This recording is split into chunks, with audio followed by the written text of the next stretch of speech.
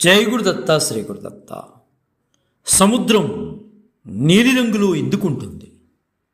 ఆకాశం నీలిరంగులోనే ఉండడానికి కారణం ఏమిటి? పగలు నక్షత్రాలు ఎందుకు కనపడవు?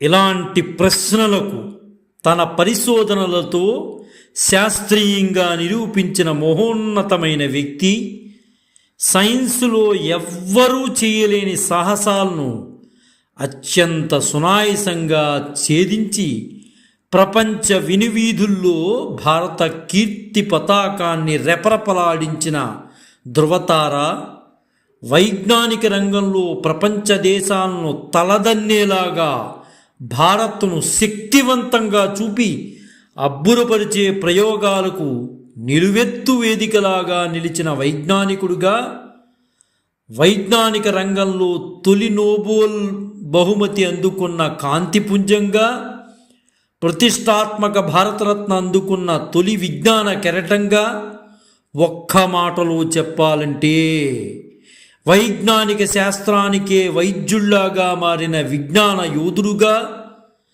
ఆధునిక భారత విజ్ఞాన శాస్త్రవేత్తల పరిశోధనా ప్రతిభను అంతర్జాతీయ స్థాయిలో ఇనుబడింపచేసినటువంటి వ్యక్తుల్లో అగ్రగామిగా, నోబెల్ బహుమతి అందుకున్న తొలి భారతీయ శాస్త్రవేత్తగా, నా మతం సైన్సు, దానినే జీవితాంతం ఆరాధిస్తా అని చెప్పి తుదిశ్వాస వరకు సత్శాస్త్రాన్వేషణలోని గడిపిన దార్శనికుడిగా, నేటి వైజ్ఞానిక తేజోపుంజం సర్ చంద్రశేఖర్ వెంకట్రామన్. ఆయనే మనం అందరం కూడా ఆయన్నే సర్ సివి రామన్గా పిలుచుకుంటూ ఉంటాం. నేడు సివి రామన్ గారి వర్ధంతి సందర్భంగా వారికి నివాళులర్పిస్తూ వారి జీవిత విశేషాలను తెలుసుకోవడానికి మనం ప్రయత్నం చేద్దాం. చంద్రశేఖర్ వెంకట్రామన్ తమిళనాడులోని తిరుచిరాపల్లి జిల్లాలో తిరువనైకోవిల్ గ్రామంలో 1888వ సంవత్సరం నవంబర్ 7వ తేదీన జన్మించారు. రామన్ గారు తండ్రి ఆర్ చంద్రశేఖర్ అయ్యర్. ఆయన కళాశాల అధ్యాపకులు. ఆయన గణిత భౌతిక శాస్త్రాలను బోధించేవారు. చంద్రశేఖర్ అయ్యర్ గారు పాఠం చెబితే చాలా అద్భుతంగా పాఠం చెప్పేవారట. గణితంలో వారు ఒక స్థాయికి ఎదిగినటువంటి వ్యక్తులు. ఆయన పాఠం చెబుతుంటే ఏ కుర్రవాడికైనా అలా వినాలనిపించేది. అందులో గణితంలో ఏ ప్రక్రియలైనా అలవోకగా నేర్చుకునేవారు. ఆ స్థాయిలో ఉన్నటువంటి వ్యక్తి చంద్రశేఖర్ అయ్యర్ గారు, అంటే సివి రామన్ గారు తండ్రి గారు. తల్లిగారు పార్వతీ అమ్మాళ్.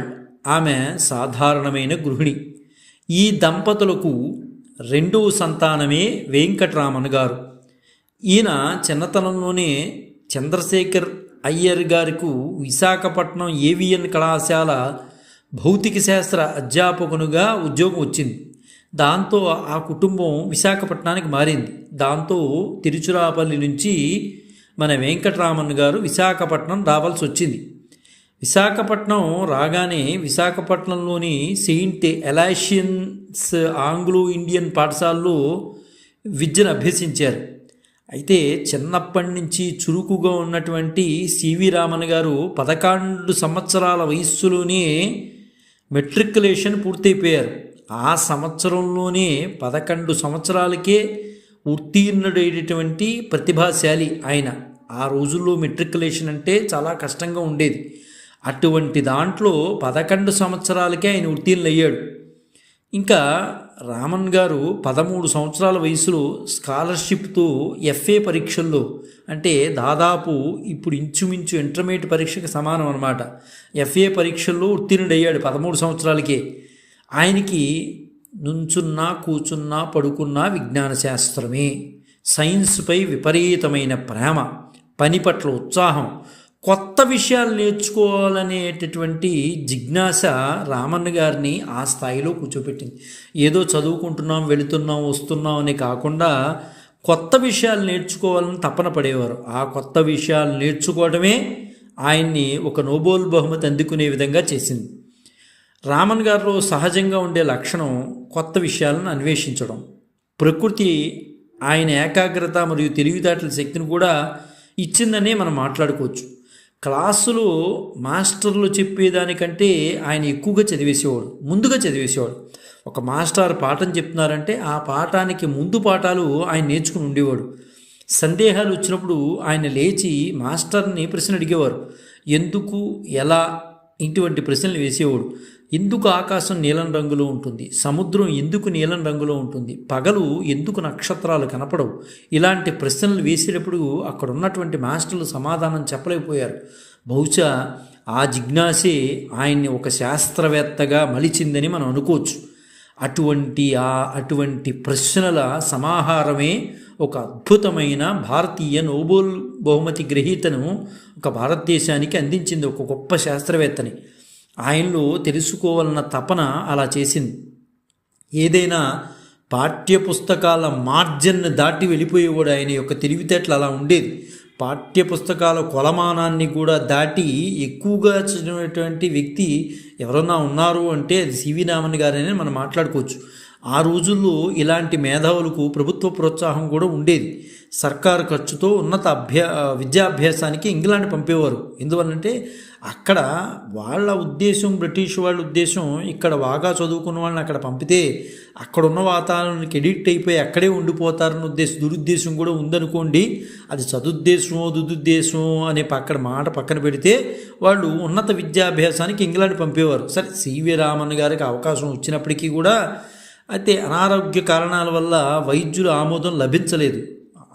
ఆ రోజేంటి ఈ రోజేంటి ఎప్పుడైనా సరే ఆరోగ్యం బాగుంటేనే అటువంటి ఊళ్ళకి వెళ్ళాలి. ఎందువల్లంటే శరీరం సహకరించకపోతే అక్కడ ఉండలేం కాబట్టి వైద్యులు వెళ్ళొద్దని చెప్పారు సివి రామన్ గారు. దాంతో ఆ కారణంగా ఆయన ఇంగ్లాండ్ వెళ్ళలేకపోయారు. అంటే చలిస్థాయి ఎక్కువగా ఉంటుంది కాబట్టి అక్కడ ఉన్న పరిస్థితుల్లో ఈయన అక్కడ మెసల్లేరు అని ఉద్దేశంతో అక్కడ వెళ్ళొద్దన్నారు. సరే, కాలేజీ చదువులకు మద్రాసు ప్రెసిడెన్సీ కళాశాలలో చేరారు అనుకోండి.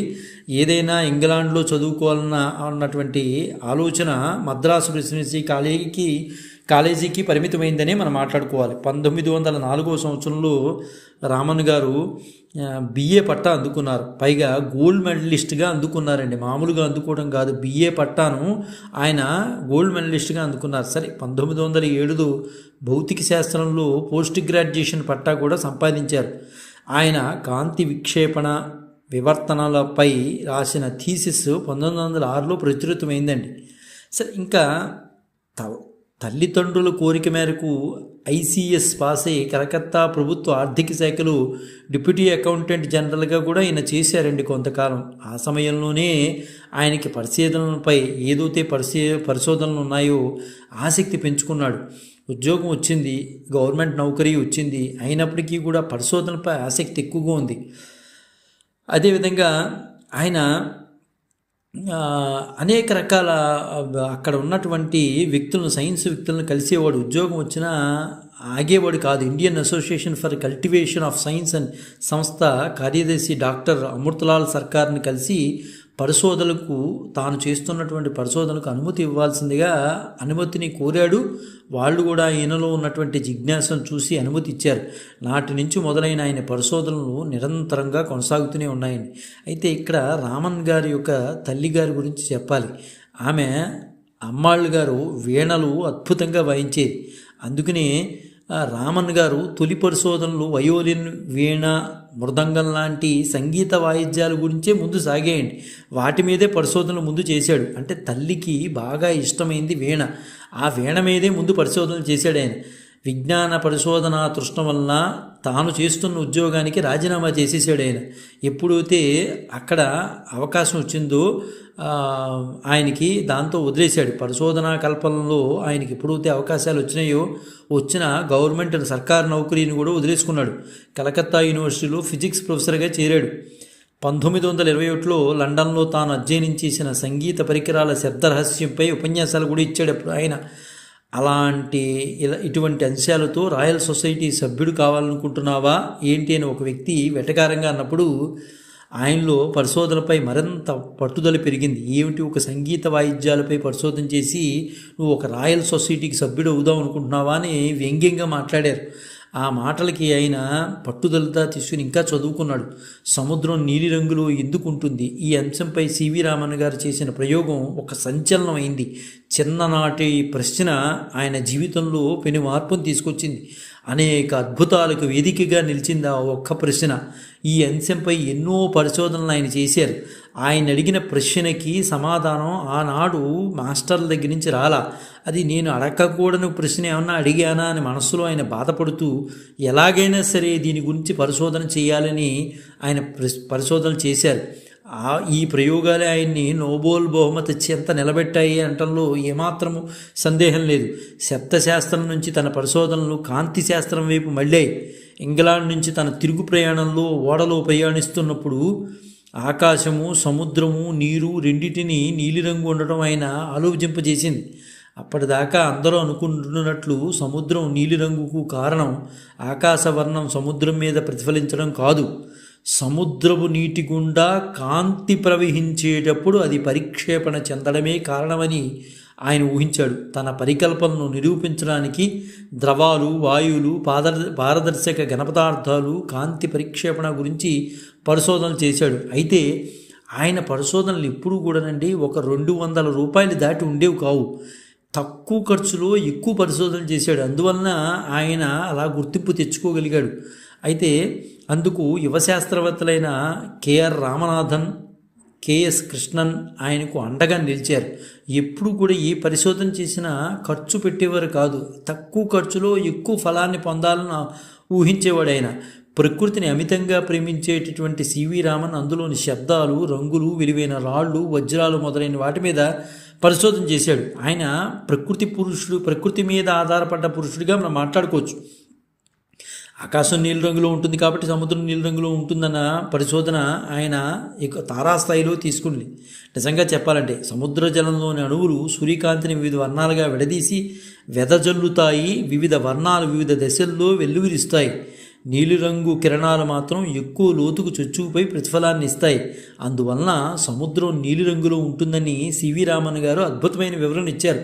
అంతవరకు ఈ విధంగా వివరణ ఇచ్చినటువంటి మహానుభావులు ఎవరూ లేరు. ఇందులో భాగంగా చేసిన రామన్ ఎఫెక్ట్సే 1930లో నోబెల్ బహుమతి లభించింది. అంటే అలాంటి వర్ణన, వివరణ మరొక శాస్త్రవేత్త ఇవ్వలేదండి. అంత చక్కగా ఇచ్చాడు ఆయన.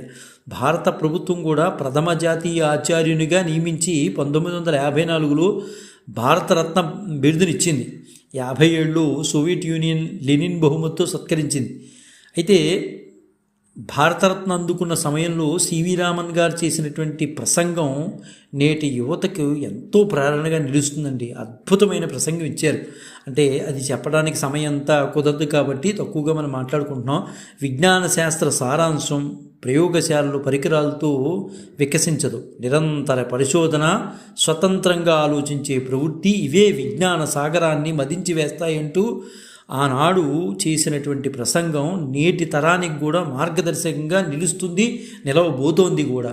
ఇది వాస్తవం అండి. కేవలం పరికరాలతోనే విజ్ఞాన శాస్త్రం రాదు. ఆయన చెప్పిన మాట, పరికరాలు ఉపయోగిస్తేనే విజ్ఞాన శాస్త్రం వస్తుందని అనుకోద్దు. స్వతంత్రంగా ఆలోచించే ప్రవృత్తి ఉండాలి. అలా ఉన్నప్పుడు మాత్రమే మనం దాని దగ్గరికి వెళ్ళగలమని ఆనాటి వారికి ఆయన ఉద్బోధించారు.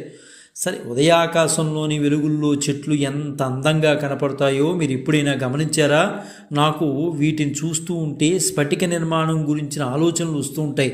అందుకనే విజ్ఞాన అత్యుత్తమమైన సృజనాత్మక కళారూపం అని సివి రామన్ గారు ఎప్పుడూ చెప్తూ ఉండేవారు.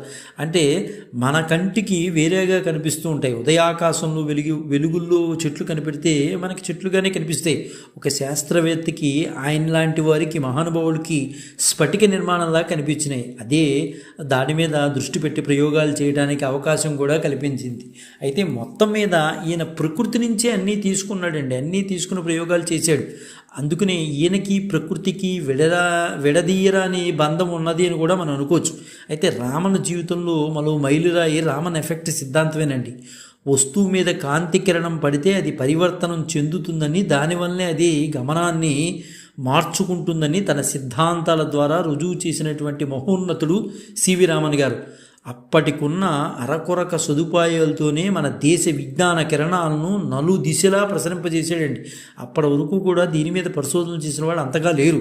1927లో భౌతిక శాస్త్రంలో కాంప్టన్ నోబెల్ బహుమతి పొందినప్పుడు రామన్లో కొత్త అంశాలను రేకెత్తించాయి.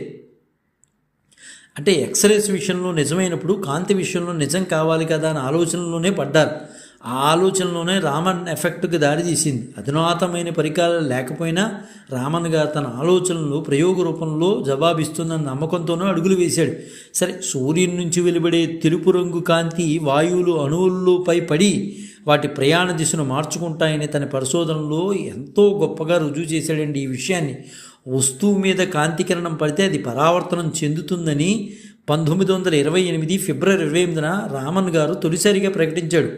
పారదర్శకంగా ఉన్న ఘన లేదా ద్రవ లేదా వాయు పదార్థాల గుండా కాంతిని ప్రసరింపచేసేటప్పుడు అది తన స్వభావాన్ని మార్చుకుంటుందని ఈ విషయాన్ని 1928 మార్చి 16న బెంగళూరులో శాస్త్రజ్ఞుల సదస్సులో నిరూపించి చూపించాడు. మాటలతో చెప్పడం కాదండి, సైన్స్ వాడి కాబట్టి నిరూపించి చూపించాడు. అనుకున్నట్లే ఆయన ఈ నిరూపణలన్నిటి ఫలితంగా 1928 ఫిబ్రవరి 28న రామన్ ఎఫెక్ట్ ఆవిష్కరించారు. ఈ పరిశోధనను అభినందిస్తూ బ్రిటిష్ ప్రభుత్వం 1929లో నైట్హుడ్ బిరుదుతో సత్కరించింది. రామన్ ఎఫెక్టు అసామాన్యమైనదని, అందులో $200 కూడా ఖర్చు చేయని పరికరాలతో ఆ విషయ నిరూపణ జరగడం అద్భుతమని ప్రపంచంలో శాస్త్రవేత్తలు అందరూ కూడా అభినందించారు. అంటే భూమి ఎక్కడైతే ఉందో ఆ భూమి చిట్ట చివరి వరకు ఉన్నటువంటి శాస్త్రజ్ఞులందరూ కూడా సివి రామన్ గారి పేరు తెలుసు. అంత అద్భుతమైన కృషి చేశాడు రామన్ ఎఫెక్ట్తో. అందువలన అందరూ అభినందించిన వాళ్ళే. అతి స్వల్పమైన ఖర్చుతో ఎక్కువ విజ్ఞానాన్ని ప్రపంచానికి అందించినటువంటి మహోన్నతుడు సివి రామన్ గారండి. అత్యంత ప్రజ్ఞాశాలిగా గుర్తింపు పొందిన రామన్ గారు 1924 ఇంగ్లాండ్ రాయల్ సొసైటీ సభ్యత్వము, 28లో సర్ బిరుదును దక్కిందేంటి. ప్రతిష్టాత్మకమైన ఫ్రాంక్లిన్ మెడల్ 1947లో లభించిందండి. సివి రామన్ ఎఫెక్ట్ను కొనుక్కుని ప్రపంచాన్ని సంభ్రమాశ్చర్యంలో ఉంచాడు. అసలు ఒక భారతదేశం నుంచి వచ్చిన వాడు ఇది చెయ్యటమా అని వాళ్ళందరూ రామన్ ఎఫెక్ట్ అంటే విదేశాల వాళ్ళు చేస్తారేమో అనుకున్నారు. కానీ రామన్ గారు చేసి ఒక భారతదేశం వాడు చూపించాడు ఘనత ఏంటనేది. ప్రపంచ దేశాలు ఒక్కసారిగా భారతదేశం వైపు తొంగి చూసే, వీళ్ళు వేదాంతానికి తప్పించి దేనికి పనిచేయరు అన్న ధోరణిలో వెళుతున్నటువంటి ధోరణిని మార్చి చూపించి విజ్ఞాన శాస్త్రపరంగా కూడా భారతదేశం ముందున్నది అని చూపించగలిగాడు. ఋషులు వాళ్ళు చేసినవి చేశారు, కానీ ఆ తరం అయిపోయిన తర్వాత భారతదేశంలో అంత గొప్పగా పండించేవారు ఎవరూ లేరు అనుకున్న సమయంలో సివి రామన్ గారు తన పరిశోధనలతో ప్రపంచ దేశాలన్నీ కూడా ఒక్కసారి తిరిగి భారతదేశానికి చూసే, ఇంత గొప్పవాళ్ళు భారతదేశంలో ఉన్నారా అన్నట్టుగా ఒక్కసారి అందరూ చూశారు. ఆయన అనన్య సామాన్య పరిశోధన సామర్థ్యంతో ఫిజిక్స్ రంగంలో అంటే భౌతిక శాస్త్ర రంగంలో రామన్ ఎఫెక్ట్ కనుగొని చరిత్ర సృష్టించింది. అందుకనే ఫిబ్రవరి 28నే ఈ రోజుకి కూడా మనం జాతీయ సైన్స్ దినోత్సవం జరుపుకుంటూ ఉంటాం. సరే, ఇంకా 1987 ఫిబ్రవరి నుండి ప్రతి సంవత్సరం జాతీయ సైన్స్ దినోత్సవంగా భారత ప్రభుత్వం అధికారికంగా జరుపుతోందండి. ఇది అనధికారికంగా కదా, అధికారికంగానే జరుగుతోంది. విజ్ఞాన ఆవిష్కరణలో భారతీయులకు నోబెల్ రావడం నిజంగా గగనం అండి.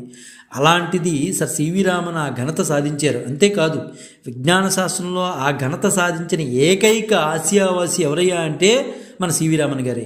పరిశోధనల కోసం భారతీయులు విదేశాలకు వెళ్ళటం ఏంటి, విదేశీయులే పరిశోధనల కోసం ఇక్కడికి రావాలని చాటి చెప్పిన మహోన్నతమైన వ్యక్తి ఎవరయ్యా అంటే సివి రామన్ గారేనండి. రామన్కు ముందు వరకు సైన్స్లో నోబెల్ బహుమతులు పాశ్చాత్యులకే దక్కేవండి. ఎవరికన్నా నోబెల్ బహుమతి వచ్చిందంటే మనకు కాదరే, మనం ఎందుకు చూసుకోవడం అన్న పద్ధతులు ధోరణిలో ఉండేది.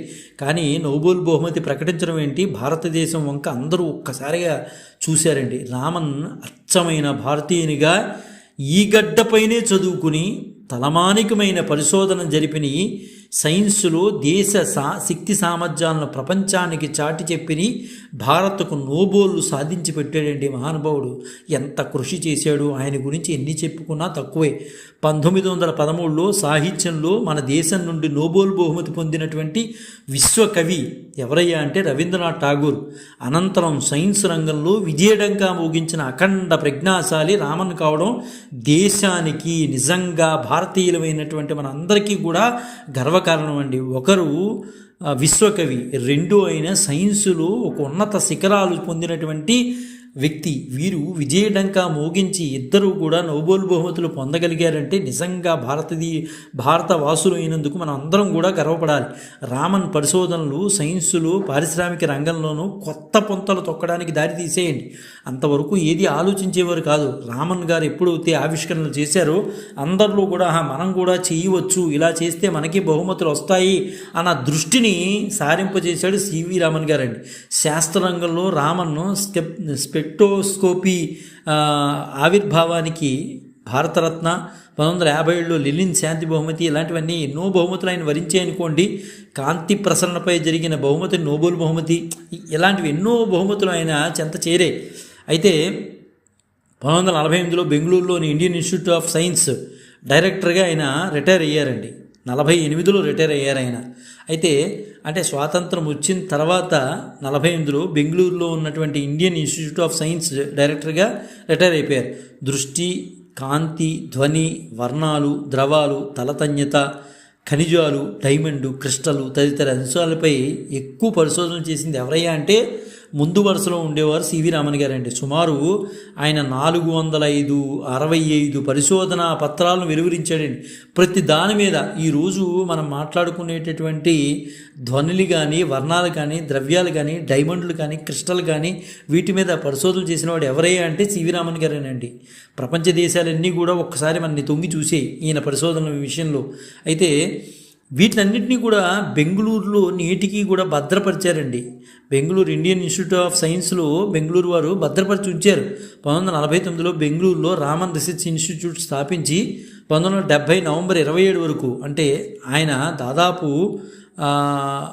స్థాపించారు. ఆయన మరణించేంత వరకు కూడా సంస్థ పరిశోధనలు జరుపుతూ ఉన్నారనుకోండి. మన దేశంలో 1970 నవంబర్ 21 వరకు కూడా, ఆయన మరణించేంత వరకు కూడా ఆ సంస్థలో పరిశోధనలు జరుపుతూనే ఉన్నాడు ఆయన. అంటే ఆయనకి రామన్ రీసెర్చ్ సెంటర్ అంటే చాలా ఇష్టం అండి. ఆయనకి ఏదైనా సరే తుది ప్రాణం వరకు కూడా అక్కడే ఉండాలనుకునేవాడు. మన దేశంలో సైన్స్ అభివృద్ధికి మార్గదర్శకం అయ్యారు ఆయన. అటువంటి ఆయన 1971 నవంబర్ 21న సివి రామన్ పోస్టేజ్ స్టాంపును భారత ప్రభుత్వం వెలువరించిందండి. అంటే ఎందువలన అంటే ఆ మహాశాస్త్రజ్ఞుడిని గౌరవించే విధంగా ఎన్ని అవకాశాలు ఉన్నాయో అన్ని అవకాశాల పరంగా ఆయన్ని గౌరవించడానికే భారత ప్రభుత్వం సిద్ధపడింది. నిజంగా చెప్పాలంటే ఎందువలంటే మొత్తం ప్రపంచం అంతా ఒక్కసారి భారతదేశాన్ని చూశారంటే అది చిన్న విషయం కాదు కదండి. ఒకే గ్రామం చుట్టం కాదు, ఓ జిల్లా చుట్టం కాదు, ఒక రాష్ట్రం చుట్టం కాదు, ఒక దేశం చుట్టం కాదు. ప్రపంచంలో ఉన్న దేశాలన్నీ కూడా ఒకసారి భారతదేశాన్ని చూసాయంటే ఆయనకి ఎంత ఇచ్చినా తక్కువే భారతదేశం. రామన్ 1906లో అమ్మాళ్ళని వివాహం ఆడారండి. ఆయన వ్యక్తిగత జీవితానికి వస్తే 1906 సంవత్సరంలో అమ్మాళ్ళు అనే వ్యక్తిని వివాహం ఆడారు. అయితే వీరికి చంద్రశేఖరు, రాధాకృష్ణన్ అనే ఇద్దరు కుమారులు కూడా ఉన్నారు. సివి రామన్ గారు తన జీవితాంతం భౌతిక శాస్త్ర పరిశోధనలకే అంకితమయ్యేవాడండి. పిల్లల విషయంలో కూడా అంతగా పట్టించుకునేవాడు కాదు. ఆయన కూర్చున్నా, నుంచున్నా, పడుకున్నా, ఏం చేసినా భౌతిక శాస్త్ర పరిశోధనలకే అంకితం అయిపోయాడు. అంతిమ క్షణాల వరకు కూడా భౌతిక శాస్త్ర విషయాల్లోనే గడిపాడండి. అసలు ఇలాంటి వ్యక్తులు లభ్యం కావడం మన పూర్వజన్మ సుకృతం. నిజంగా చెప్పాలంటే ఆయన ఏదైతే ఎంచుకున్నాడో రంగంలో ఆ రంగంలోనే చివరి వరకు కూడా గడిపాడండి. ఏ మధ్యలో ఏ రకాల రంగాలకి ఆయన మారలేదు. ఏదైతే భౌతిక శాస్త్రం పుచ్చుకున్నాడో ఆ భౌతిక శాస్త్రాన్ని చివరి వరకు కూడా గడుపుతూ వెళ్ళాడు. రామన్ ఎఫెక్ట్ అనువర్తనాలతో 1000కి పైగా పరిశోధన వ్యాసాలు ప్రచురితం అయ్యాయండి. ఆయన తదనంతరం కూడా వచ్చినాయి కేవలం ఆయన దాంతో. ఇక్కడ రామన్ గారి, సివి రామన్ గారి వ్యక్తిత్వం గురించి ఒక్కటి మనం మాట్లాడుకోవాలండి. ఇన్ని మాట్లాడుకున్న తర్వాత ఆయన వ్యక్తిత్వం గురించి కూడా మనం మాట్లాడుకోతే అది బాగుండదు. రామన్ గారికి భారతరత్న పురస్కారం లభించిందండి. ఇవ్వాల్సిందే, అంత మహోన్నతుడికి ఎందుకు ఇవ్వరు, భారతరత్న ఇవ్వాల్సిందే, ఇచ్చారు భారతరత్న. ఆ పురస్కారం అందుకోవడానికి ఢిల్లీకి రమ్మని స్వయంగా అప్పటి రాష్ట్రపతి బాబు రాజేంద్ర ప్రసాద్ గారి నుంచి ఆహ్వానం వచ్చిందండి మన సివి రామన్ గారికి. అప్పుడు ఆహ్వానం అందుకున్నటువంటి సివి రామన్ గారు ఒక జాబు రాశాడు, అక్కడికి లెటర్ రాశాడు రాష్ట్రపతి భవన్కి. ఆయన ఆ రాసిన ఆ లెటరు ఆయన వ్యక్తిత్వానికి ఒక నిదర్శనం అండి. మీరు పలానా టైంలో వచ్చి భారతరత్న అందుకోండి అని లెటర్ వచ్చింది రాష్ట్రపతి భవన్ దగ్గర నుంచి. వెంటనే ఆయన ఒక లెటర్ రాసి పంపించాడు. మీరు నాపై చూపిన ఆదర సత్కారాలకు నేను కృతజ్ఞుణ్ణి. ప్రస్తుతం నేను నా విద్యార్థికి ఒకరికి పిహెచ్డి పరిశోధనా వ్యాస పరిశీలనలో తుది దశలో ఉన్నాను. నా విద్యార్థి భవిష్యత్తు దృష్ట్యా థీసిస్ పనిని వాయిదా వెయ్యలేను, క్షంతవ్యుడని. ఈ ఉత్తరం సివి రామన్ గారు తన కర్తవ్యము, ధర్మం పట్ల గల శ్రద్ధ నేటికి కూడా మనకు తెలియజేస్తుందండి. నిజంగా ఎంత గొప్ప వ్యక్తి అయితే అలాంటి వ్యక్తులు ఉంటారా? కేవలం ఒక ఆయన ఆశించేటటువంటి ఏదైతే ఇష్టపడ్డారో దానికి అలా ఉండిపోయే వ్యక్తులు ఉంటారా అని అనిపిస్తుంది. అలా చివరి వరకు కూడా భారతరత్న బిరుదు వచ్చినా ఆయన అందుకోవడానికి కూడా ఈ రోజుల్లో సత్కారాలంటే 2 రోజుల ముందే ఉన్నటువంటి రోజుల్లో ఆయన సత్కారాన్ని కూడా పెద్దదిగా ఆయన ఊహించలేదు. ఆయన కూర్చున్నా పడుకున్నా విజ్ఞాన శాస్త్రమే. ఇంకోటి ఏంటి, ఆయన కళ్ళలో ఏం మెదలలేదండి. లేకపోతే భారతరత్న సత్కారం అంటే అది మాటలైన విషయం కాదు. దాన్ని కూడా తృణప్రాయంగా పక్కన పెట్టేశాడు మహానుభావుడు. అయితే ఆయన చివరి విషయాల గురించి మనం మాట్లాడుకోవాలండి. ఇది ఖచ్చితంగా మాట్లాడుకోవాలి. ఆయన వర్ధంతి సందర్భంగా మనము ఖచ్చితంగా ఈ విషయాన్ని మనం మాట్లాడుకోవాలి. 1948లో ఆ పదవీ విరమణ చేసిన తర్వాత రామన్ గారు 1970 వరకు ఎటువంటి అనారోగ్యము లేదండి ఆయనకి. మామూలుగానే వెళ్ళిపోయారు. దాదాపు ఒక 22 సంవత్సరాల వరకు కూడా, అంటే రిటైర్ అయిన 22 సంవత్సరాల వరకు కూడా ఆయనకి ఏ రకమైన ఇబ్బంది లేదండి. అలా గడుపుతూ వెళ్ళిపోయాడు. తర్వాత అలాంటి సివి రామన్ గారు 1970 అక్టోబర్ నెలలో చివరి వారంలో ఆయన రామన్ ల్యాబొరేటరీలో చేస్తున్నారు, ఏదో పరిశోధన చేస్తున్నారు. అంటే ఆయన నుంచున్నా ఆయన ల్యాబొరేటరీలో ఆయన వర్క్ చేసుకోవడం ఆయనకు అలవాటండి. చేస్తుంటే హఠాత్తుగా స్పృహ తప్పి కింద పడిపోయాడు. అక్కడ ఉన్నటువంటి విద్యార్థులు, తోటి పరిశోధకులు ఆయన్ని వెంటనే ఇమీడియట్గా హుటాహుట్టిన ఆసుపత్రికి చేర్చారు. సివి రామన్ గారిని పరీక్షించినటువంటి వైద్యులు వెంటనే వాళ్ళు ఏం చెప్పారంటే, ఈయన పరిస్థితి చాలా కష్టంగా ఉంది, 4 గంటలు దాటి జీవించకపోవచ్చు, ఈయన కేవలం 4 గంటలే బతుకుతాడు ఈయన అన్నారు. దానికి ప్రధాన కారణం కూడా వాళ్ళు చెప్పారు. అనేక రకాలైన పరిశోధనలు చేసి ఆయన చెప్పారు. ఇక్కడ ఒక చిన్న విషయం మనం తర్వాత మాట్లాడుకున్నామండి. ఆయన డాక్టర్లు ఏం చెప్పారంటే, గుండె కవాటాలు దెబ్బతిన్నాయి, ఆ కవాటాలు సరిగా పనిచేయనందున ఈ శుద్ధ మలిన రక్తాలు కలిసిపోతున్నాయి. శుద్ధ రక్తము మలిన రక్తము కలిసిపోయి అది వెళ్ళిపోయి మెదడుకు తగినంత శుద్ధ రక్తాన్ని అందించడం లేదని తేల్చేశారు. దీనివల్ల ఆయన 4 గంటల కల్లా 4 గంటలే బతుకుతాడు, అంతకన్నా బతకడని చెప్పారు. అయితే ఈయన పూర్తి స్థాయిలో సైన్సులో జీవించినప్పటికీ కూడా కేవలం భౌతిక శాస్త్ర పరంగానే ఆయన సైన్స్ పరంగా జీవించాడండి. ఇంకా మిగతా వాటిల్లో ఆయన ఎనాటమీ కానీ ఇంక ఏ రకమైన అంశాల గురించి కూడా ఆయన మాట్లాడాల. ఆయన దేన్ని అంతగా విశ్వసించేవాడు కాదు. ఆయన తీసుకున్న సబ్జెక్ట్ని ఆయన ఎక్కువగా విశ్వసించేవాడు. అంటే అది మూర్ఘత్వం అనుకోవాలో లేదా మంచిదనం అనుకోవాలో మనం అయితే చెప్పలేం. కానీ సో దానివల్ల ఈయనకి ఒక అపవాదం అయితే జనంలో ఎక్కువగా ఉంది. ఈయన నాస్తికుడు అని పడేదండి ఈయన ముద్ర. సివి రామన్ గారికి నాస్తికుడు అనే ముద్ర అయితే ఉంది. ఎందువల్లంటే భగవంతుడి గురించి నేను నమ్మనని కాదు, భగవంతుని నమ్ముతాను, కానీ అదే పనిగా నా దగ్గర భగవంతుడి గురించి చర్చించేయద్దు, నువ్వు కష్టపడకుండా భగవంతుడు ఏమి చేయడు అని నిర్ద్వందంగా చెప్పేసేవాడు ఆయన. ఎవరైనా మొహమాట పడతారో, ఏదో నేను పూజలు చేస్తే నాకు కలిసి వస్తుంది, ఇలా చేస్తే ఆయన ఒప్పుకునేవాడు కాదు. నువ్వు కష్టపడకుండా ఏది రాదు, నువ్వు కష్టపడితే దానికి తగ్గ ప్రతిఫలం భగవంతుడు ఇస్తాడు అనేవాడు తప్పించి నువ్వు పూజ చేసినంత మాత్రం ఏదో వస్తుందనే విషయాన్ని ఆయన విశ్వసించేవాడు కాదు. దాని కారణంగా ఆ రోజుల్లో ఉన్నటువంటి చాలామంది పెద్దలు ఈయనకి నాస్తికుడు అనే ముద్ర వేశారనుకోండి, వేరే విషయం. సరే, ఆయన పర్సనల్ వ్యవహారాల్లో మనం వెళ్ళి మాట్లాడేంత అర్హత మనకు లేకపోవచ్చు. కానీ రామన్ గారిని మాత్రం చాలామంది పెద్దలు నాస్తికుడిగానే తేల్చారండి చివరికి వచ్చేవాడికి. కానీ ఆయనలో భగవంతుడు అంటే ద్వేషం మాత్రం కాదండి. ఆయన మాత్రం చెప్పాలంటే భగవంతుడు ద్వేషం అయితే కాదు. ఎందువల్లంటే ప్రకృతిని ప్రేమిస్తున్నాడు, అక్కడ ప్రకృతిలోంచి అన్నీ తీసుకుంటున్నాడు. నేను భగవంతుడు ద్వేషి కాదు, కానీ అదే పనిగా భగవంతుడు నా దగ్గర చెప్పొద్దు. ఎందువల్లంటే మీ కష్టపడకుండా భగవంతుడు ఏమి చేయడు అని తేల్చి చెప్పాడు ఆయన. మీరు ఏ పురాణం తీసుకున్నా ఆ వ్యక్తి కష్టపడితేనే భగవంతుడు చివరిలో వచ్చేది, నువ్వు కష్టపడకుండా భగవంతుడు రాడు అనే దశలో ఆయన మాట్లాడేవాడు అనుకోండి. దానివల్లే ఆయన నాస్తికుడిగా చాలామంది ముద్ర వేశారు. ఏదేమైనా వైద్య నిపుణులు కూడా ఆయన విశ్వసించలేదు. ఆ వైద్య నిపుణులు 4 గంటలే వస్తాడో తర్వాత బతకడన్న రామన్ గారికి 4 గంటలు ఇస్తే రామన్ గారిని ఆయన 4 గంటలు ఏంటి కొంచెం స్పృహలోంచి బయటకు వచ్చిన తర్వాత ధిక్కరించి బెబ్బే నేను 4 గంటలు బతకడం ఏంటి, 4 గంటల తర్వాత కూడా బతుకుతాను నేను అని చెప్పి బయటకు వచ్చాడు. నేను ఇలాంటి విశ్వసించను అని చెప్పేసి బయటకు వచ్చాడు. ఆయన నమ్ముకున్నటువంటి సైన్స్లో ఒక భాగాన్ని ఆయన నమ్మలా, కేవలం భౌతిక శాస్త్రం మీదే ఆయన ఎక్కువగా ఉన్నారు. ఆయన విశ్వసించే సైన్స్ను కూడా ఆయన నమ్మలేదు. వాళ్ళు చెప్పిన మాట కూడా ఆయన వెళ్ళలేదండి. 4 గంటలే బతుకుతారు, తర్వాత బతకరంటే కూడా ఆయన లెక్క చేయకుండా అబ్బే నేను బతుకుతానని చెప్పి బయటకు వచ్చాడు. బహుశా ఆయన నమ్మకం, భగవంతుడు వరమో ఇలాంటి మహానుభావుని ఇంకా ఉంచాలన్న ఉద్దేశంతోనో తెలియదు, కానీ మొత్తం మీద ఆయన నమ్మకం నిజమైంది. బయటకు వచ్చి 4 గంటల కల్లా ఎక్కువ బతకడు, 4 గంటలే బతుకుతాడు అన్న తర్వాత ఆయన చాలా కాలం కూడా బతికాడండి. తర్వాత గుండె పనితీరు మెరుగుపడింది అనుకోండి. ఆయన యొక్క మనస్తత్వం అండి. దీన్ని బట్టి మనస్సు దృఢంగా ఉంటే ఏదైనా సాధించవచ్చు అని అనుకునేవాడు ఆయన. అది నిజమైంది ఆయన విషయంలో. 4 గంటల బతుకుతూ ఉంటే అబ్బాబే 4 గంటల బతకడం ఏంటి, అంతకన్నా ఎక్కువ బతుకుతాను, ఇగో నేను వెళ్ళిపోయి చూపిస్తాను మీకు బయటకు వచ్చాడు హాస్పిటల్ నుంచి. ఆ రావటం ఆయన బతికాడు. కానీ ఏదేమైనా శరీర అనారోగ్యమే కదండి. ఒక డాక్టర్ తప్పుగా చెప్పడు కదా.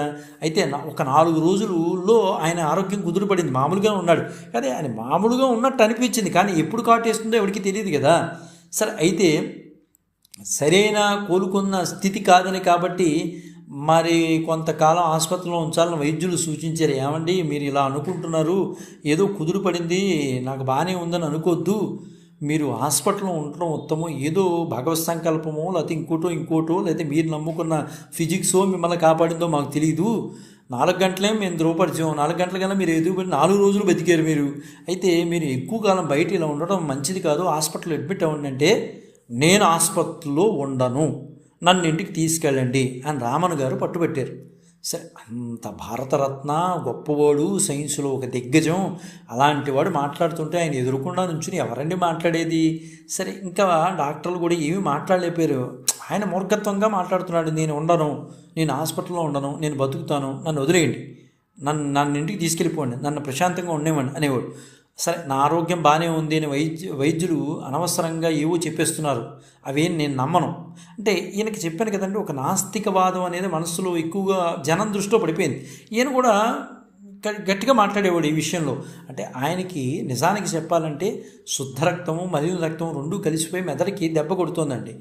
ఆ కారణం అయ్యి ఉండొచ్చు, ఇంకో కారణం అయ్యొచ్చు. ఆయన ముందుగా ఉండేవాడు, నేను వెళ్ళిపోతాను, ఎటువంటి పరిస్థితుల్లో నేను ఇక్కడ ఉండను అనగానే, సరే ఇంకా డాక్టర్లు మాత్రం ఏం చేస్తారు, అంత భారతరత్న ముందుకేస్తే, సరే నిర్లక్ష్యం చేస్తే ప్రాణం పోతుందని హెచ్చరిస్తే, అదే నిజమైతే, మీరన్నదే నిజమైతే చివరిలో చెప్పారు, అయ్యా మీరు నిర్లక్ష్యం చేస్తే మీ ప్రాణం పోతుంది, మేము డాక్టర్లం, మీరు ఉండాల్సిందే ఇక్కడ అంటే, మీరన్నదే నిజమైతే నాకు ఆసుపత్రిలో చావాలని లేదు, నేను పెంచి పోషించిన ఇన్స్టిట్యూట్ నా చేతులతో మొక్కలు పెంచాను, ఆ పూల మొక్కల మధ్యలో నన్ను వదిలేయండి, నేను అక్కడ చచ్చిపోతాను, నన్ను వదిలేండి దయచేసి, నన్ను మాత్రం బలవంతం చేయొద్దు. మీరు చెప్పిందే నిజం అయిందనుకోండి, మీ మాట నేను నమ్మను, కానీ మీరు చెప్పిందే నిజం అయ్యింతే నేను మాత్రం మీ హాస్పిటల్లో ఉండను. నా ఇన్స్టిట్యూట్ ఉంది, రామన్ ఇన్స్టిట్యూట్, అక్కడికి వెళ్తాను, అక్కడ పూల మొక్కలు నా చేతితో పెంచాను, నేను ప్రకృతిని ప్రేమించేవాడిని, అక్కడే చచ్చిపోతాను నేను, అదే నా చివరి కోరిక, అది తీర్చండి చాలు అంటూ చుట్టూ ఉన్నవారిని ఆయన ఇబ్బంది పెట్టారు. ఎప్పుడైతే ఇబ్బంది పెట్టారో అంత పెద్ద ఆయన్ని ఇంకెవరు ఏమంటారండి, ఆయన మాట కాదని ఎవరన్నా అక్కడ అనగలరా? ఆయన మాటను కాదని ఎవరు విశ్వసించలేరు కదా. ఎవరిని ఇప్పుడు అంత పెద్ద ఆయన అన్నప్పుడు ఆయన మాట కాదని ఎవరంటారు? సరే, వైద్యులు హెచ్చరికలను కాదనలేదు. అలాగని 80 ఏళ్ల రామన్ గారి చివరి కోరికని తిరస్కరించలేదు కూడా వాళ్ళు. అయితే వాళ్ళకి తెలుసు వైద్యులకి ఈయన వదిలేస్తే చనిపోతాడు బయటికి వెళ్తే అని. అయితే రామన్ గారి చివరి కోరిక కూడా తీర్చాలి కదా. చివరికి రామన్ గారి మాటే నెగ్గింది అనుకోండి. అక్కడ ఉన్న వాళ్ళందరూ అయ్యో ఇంత గొప్పవాడిని అనవసరంగా పోగొట్టుకుంటున్నాం, ఈయన బయటికి వెళ్తే చచ్చిపోతాడు, ఇక్కడ ఉంటే బతుకుతాడు, కనీసం కొన్నాళ్ళైనా మాది బతికిస్తామంటే మొండి పట్టుదల పట్టాడు. సరే, బయటికి వెళ్ళిపోయాడు అనుకోండి. ఆయన్ని ఇంటికి తీసుకువెళ్ళారు. నవంబర్ నెల వచ్చేసింది అనుకోండి, అది అక్టోబర్లో మనం మాట్లాడుకున్నాం. నవంబర్ నెల వచ్చింది. రామన్ గారు ఓపిక చేసుకుని ఇన్స్టిట్యూట్ పనులు చూస్తూ ఉండేవారు. నవంబర్ 19న ఆయన చూసేందుకు పాత విద్యార్థులు వచ్చారు. వారంతా అప్పటికి ఈయన దగ్గర చదువుకున్న పిల్లలు పెద్ద పెద్ద హోదాల్లో స్థిరపడి ఉన్నారండి. అయినా ఎంత హోదాలో స్థిరపడి ఉన్నా రామన్ గారిని చూడటానికి వాళ్ళు వచ్చేవారండి. మహానుభావుడు చదువు భిక్ష పెట్టాడండి వాళ్ళందరికీ కూడా. సరే, వాళ్ళు వచ్చి చూసి వారందరికీ ఆయన చెప్పిన మాట, నేను ప్రారంభించిన జర్నల్ ఆఫ్ అకాడమీ ఆగిపోకుండా చూసుకోండి అయ్యా మీరు. ఆ పరిశోధన పేపర్స్ ప్రచురించే ఆ జర్నల్స్ మన దేశంలో విజ్ఞాన శాస్త్ర అభివృద్ధి సూచికలు. ఓ మాత్రం గమనించండి, అది మాత్రం జర్నల్ ఆఫ్ అకాడమీ ఆగిపోకుండా చూసుకోవాల్సిన బాధ్యత మీదే. నేను ఉండొచ్చు పోవచ్చు, కానీ దాన్ని కాపాడుకోవాల్సిన బాధ్యత మీలాంటి చదువుకున్న వాళ్ళకి ఉండాలి అని ఆయన ఎంతో చక్కగా చెప్పేవాడండి. అలా ఆ మాట చెప్తూ ఆయన ఎంతో మీరు దాన్ని కాపాడుకోవాలి, విజ్ఞాన శాస్త్రాన్ని ఎంత సీరియస్గా తీసుకోవాలి. ఈ రోజుల్లో విజ్ఞాన శాస్త్రాన్ని సీరియస్గా తీసుకోవట్లా. మన దేశం విజ్ఞాన శాస్త్రాలు ఎంత సీరియస్గా తీసుకుంటున్నది ఆ జర్నల్స్ తెలియజేస్తాయ్యా. విదేశాల వాళ్ళకి ఆ జర్నల్స్ వాళ్ళు చదువుతూ ఉంటారు. విదేశాల వాళ్ళు మన దేశం ఎంత కష్టపడుతోంది, ఎంత సీరియస్గా తీసుకుంటోంది, మన విలువ వాళ్ళకి తెలియాలి. కాబట్టి నా గుర్తుగా మీరందరూ దాన్ని కాపాడాలని అన్నారు. అంత పెద్ద ఆయన ఆ వయసులో అడిగేటప్పటికీ వాళ్ళందరూ కాదనలేక కంట నీరు వచ్చేసింది. వాళ్ళందరికీ కూడా పెద్ద పెద్ద హోదాల్లో ఉన్నవాళ్ళు. సరే, రామన్ గారు మంచంలోనే ఉన్నారనుకోండి, ఆయన విశ్రాంతి తీసుకోవాలని ఉంది అందరి కోరిక. కానీ ఆయన మాత్రం మంచంలో ఉన్నా సరే, నేను ఆ మొక్కల దగ్గరికి వెళ్తాను, అక్కడ చేస్తాను, ఈ చేస్తాను, ఖాళీగా కూర్చునేవాడు కాదండి. అయ్యో పడుకోండి, కాసేపు రెస్ట్ తీసుకోండి, మీరు ఈ వయసులో అటు ఇటు ఎందుకు తిరగటం అంటే, లేదు నేను నా ఇన్స్టిట్యూషన్కి వెళ్ళాలి, అక్కడ నా చేతితో పెంచిన మొక్కలు ఉన్నాయి, విజ్ఞాన శాస్త్రాన్ని అందించాలి నేను అందరికీ కోరుకునేవాడు. సరే, ఆయన అలాగే వెళ్ళి విశ్రాంతి మీద ఆయనకు ఉండేది కాదండి. పక్కవాడి పాపం అనుకునేవాళ్ళు, ఈ వయసులో ఎందుకండి మీరు విశ్రాంతి తీసుకోక అని.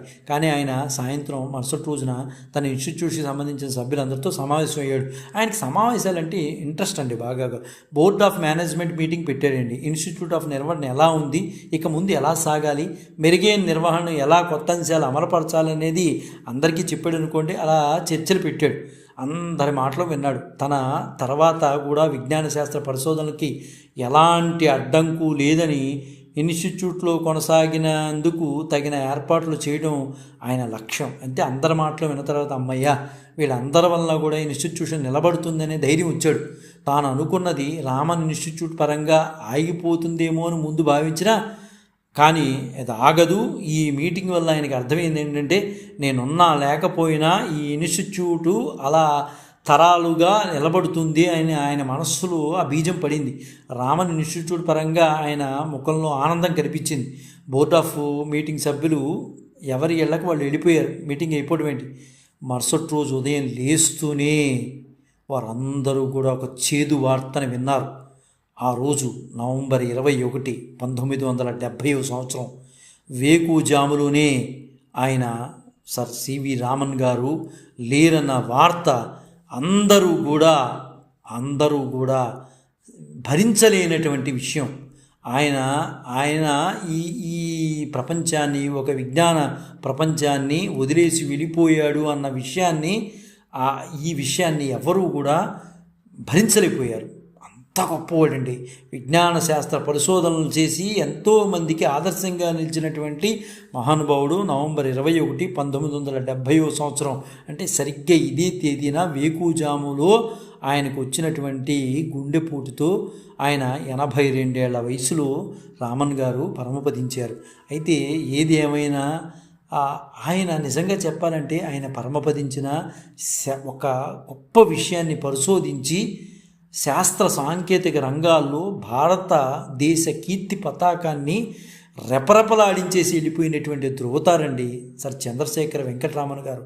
నిజంగా సైన్స్ అనే కాదండి, ఆయనలో పట్టుదల.